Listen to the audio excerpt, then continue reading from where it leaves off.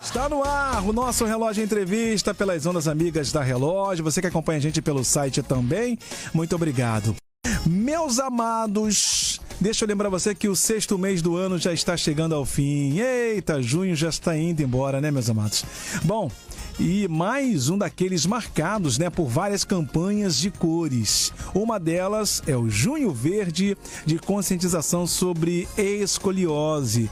Condição médica, gente, que acomete, né, melhor dizendo aqui, a coluna de mais de 6 milhões de brasileiros e de cerca de 2% da população mundial, segundo a OMS. Eu diria que para falar mais sobre esse assunto, eu vou ter o prazer de conversar agora com a quiropraxista pediátrica doutora Lidiane Garbim. Doutora, bom dia. Bom dia, tudo bem? Tudo bem, obrigado aí pelo carinho, por essa oportunidade, tá, doutora? Fica à vontade. Eu agradeço o convite de vocês. Com certeza, eu que agradeço aqui em nome de toda a família Rádio Relógio. Doutora, para começar, por gentileza, explica aqui para os nossos ouvintes, que estão sempre aqui na escuta, o que é escoliose. Quais os primeiros sinais que podemos perceber ainda em casa, doutora? Bom, a escoliose, ela é um desvio lateral da coluna. Ou seja, a coluna, quando a gente observa alguém de costas, né, a gente deveria ver uma coluna retinha. Certo. A escoliose é quando a gente tem esse desvio, então, que acaba formando um C ou um S. E aí, como que a gente pode perceber isso, né? A gente pode perceber pela diferença na altura dos ombros, pela diferença na região da cintura. Tem um lado um pouco mais curvado e o outro mais reto.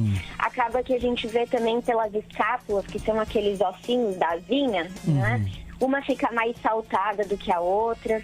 E tudo isso acaba gerando inúmeros reflexos na coluna vertebral, né? Então, várias complicações posteriores.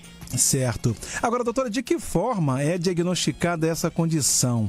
Tem algum exame específico ou não?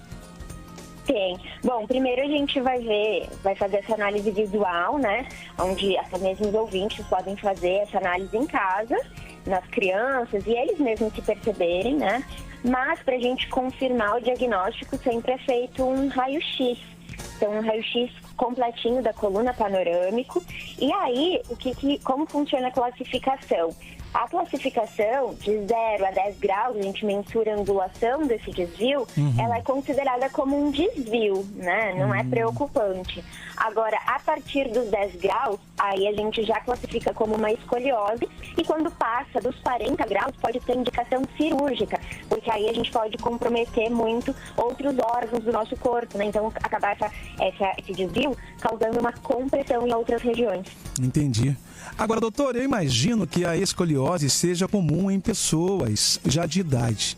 Agora, uma dúvida muito importante. Mais jovens também podem apresentar essa condição? O que leva uma pessoa, né, mais nova a ficar com a escoliose? Má postura, mochila ou bolsa pesada? Bom, vamos lá. Todo mundo tem essas dúvidas, né? E eu acredito que os ouvintes também têm. Embora a gente identifique pacientes adultos com a escoliose, né? A escoliose, ela tende a começar ainda na infância e na adolescência. E por isso que a gente chama de escoliose idiopática. Idiopática porque não tem uma causa definida. Então a gente pode relacionar, sim, com uma má postura, com uma mochila pesada, mas não necessariamente essa seja a causa, né? Pode ter fator genético, pode ter inúmeras outras questões, mas nem sempre é só essa parte postural que influencia. Então, muitas vezes não tem causa, a gente sabe que preferencialmente ela comete pessoas do sexo feminino. E aí é importante a gente acompanhar, né? Principalmente na fase do estirão, quando dá aquele crescimento rápido, que a gente vê a criança cresce, né? Daquele pulo no desenvolvimento. Então, nessa hora a gente tem que ficar mais atento do que nunca, porque é ali que a gente começa a ver que a coluna vai desviando. Entendi. Doutora, o nosso ouvinte Carlos, de Magé, está perguntando aqui. Escoliose, doutora, tem cura ou tratamento? Se sim, como é feito? E formas de prevenção? Tem também? Certo. Bom, claro que uma boa postura sempre é uma forma de prevenir, né? Mas não só isso. E a escoliose, por si só, uma vez que a gente tem o desvio, muito provável a gente vai ter, né? A gente tem que cuidar até atingir a maturidade esquelética para que não haja uma progressão disso. Tratamentos, existem os tratamentos conservadores, como a quiropraxia, né?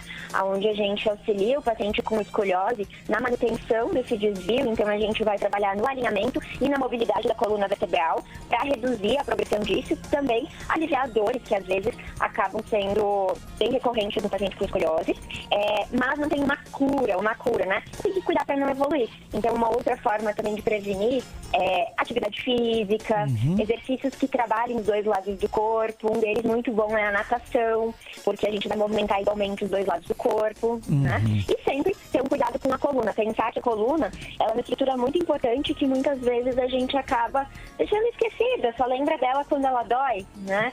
Então a gente precisa ter esse cuidado com a coluna desde cedo. Então por isso, eu sou quiropraxista pediátrica, eu atendo desde bebezinho e vou acompanhando todo o desenvolvimento da criança, né, da coluna vertebral. Então não basta só ir no pediatra, só ir no dentista, né? A gente precisa ter um cuidado global com o nosso corpo. Tá certo, já que a senhora deu esse spoilerzinho, né, falando sobre atendimento, eu vou pegar já o Instagram da senhora para que os nossos ouvintes possam, melhor dizendo, acompanhar nessas dicas que a senhora nos passou aqui. Bom, gente, só lembrando que eu estou falando com a quiropraxista, é o nome certo esse, doutora? Quiropraxista, né? Isso mesmo, quiropraxista. É um nome difícil de falar, mas acabei consertando aqui. A nossa querida pediátrica, a doutora Lidiane Garbim, estamos falando sobre o Gil Verde, meus amados, de conscientização sobre a escoliose, condição médica que acomete a coluna de mais de 6 milhões de brasileiros e de cerca de 2% da população mundial, segundo a OMS. Doutora, a última pergunta aqui é a seguinte, para fechar. Tem mais alguma dica ou recado final que a senhora gostaria de deixar para os nossos ouvintes que estão sempre na escuta aqui sobre a escoliose? Sim, tem sim.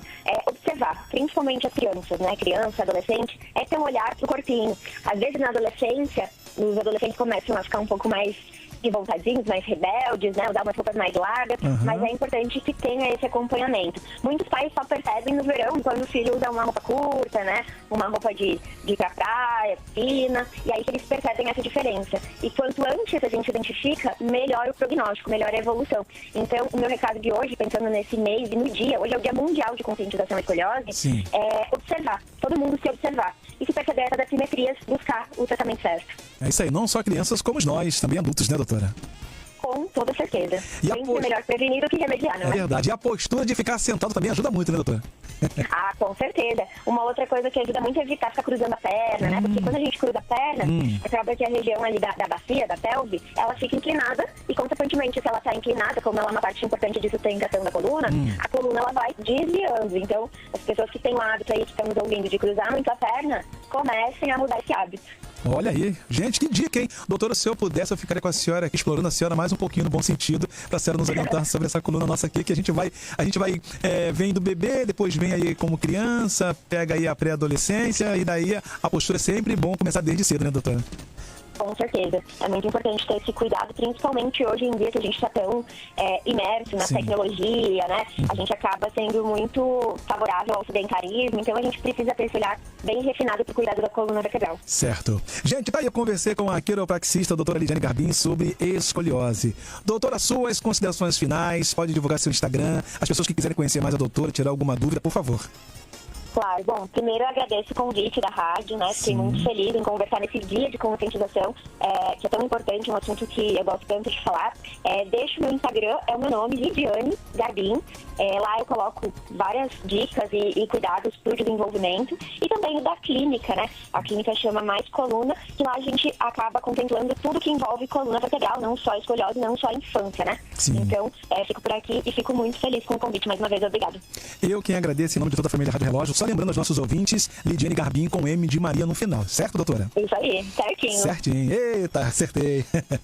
Gente, lembrando que quem ficou interessado, né, só ficar à vontade aqui pela nossa querida Rádio Relógio, vai estar disponível. Doutora, lembrando, mais uma vez, muito obrigado, tá? Espero poder falar com a senhora novamente, tá?